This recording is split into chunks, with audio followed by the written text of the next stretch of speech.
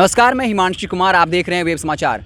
कल बुधवार को झारखंड सरकार के कैबिनेट की बैठक थी। इस बैठक में 63 प्रस्तावों को मंजूरी दी गई।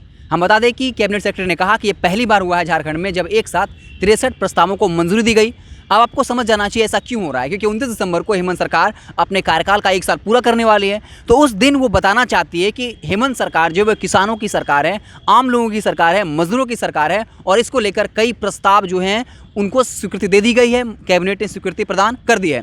इसमें कई बातें हम आपको एक एक बताते हैं।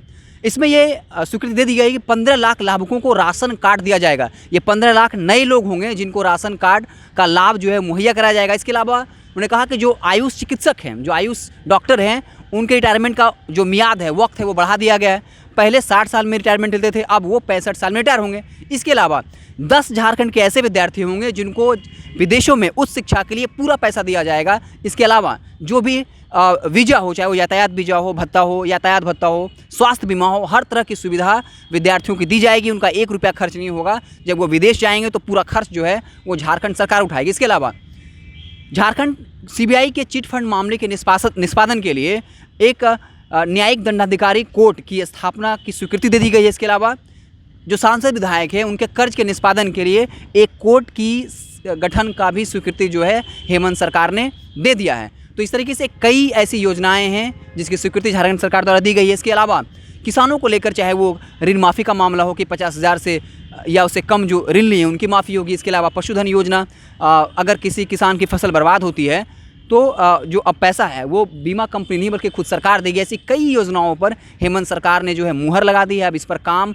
होना लगभग तय माना जा रहा है। तो इस तरह से 29 दिसंबर को जब हेमंत सरकार अपने कार्यकाल का 1 साल पूरा करेगी, उस दिन वो अपनी उपलब्धियों को गिनाएगी और लोगों को ये बताने की कोशिश करेगी कि हेमंत सरकार जो है आम लोगों को लेकर काफ़ी फिक्रमंद है। इस वक्त जैसा मैंने बताया और बताता रहा हूँ कि इस वक्त किसान आंदोलन चल रहा है। इस वक्त में हेमंत सरकार ये बताना चाहती है किसानों का ऋण माफ़ करके कि बीजेपी में मदद नहीं कर रही है, फिर वो अपने पैसे से किसानों का ऋण माफ़ कर रहे हैं। किसानों के अलावा कई मुद्दों पर स्वीकृति देने के पहले जो हेमंत सरकार ने आम विद्यार्थियों की अपनी तरफ करने की कोशिश करी। उन्होंने कहा कि मार्च तक 10 से 15 हज़ार युवाओं को सरकारी नौकरी दी जाएगी। इसके अलावा उन्होंने कहा कि रोज़गार के द्वार भी खोले जाएंगे। हमने अधिकारियों को निर्देश दे दिया है कि उन क्षेत्रों में जहां स्वरोजगार उपलब्ध हो सकते हैं, क्रिएट किए जा सकते हैं, पर्यटन का क्षेत्र डेवलप किया जा सकता है, जहां लोगों को रोज़गार मिले, हम उन सब क्षेत्रों में काम कर रहे हैं। और हाल ही में झारखंड राज्य के 5 विश्वविद्यालयों में 1000 पदों पर सरकारी नौकरी निकाली गई। साथ ही साथ जनवरी के महीने में जो 2500 सहायक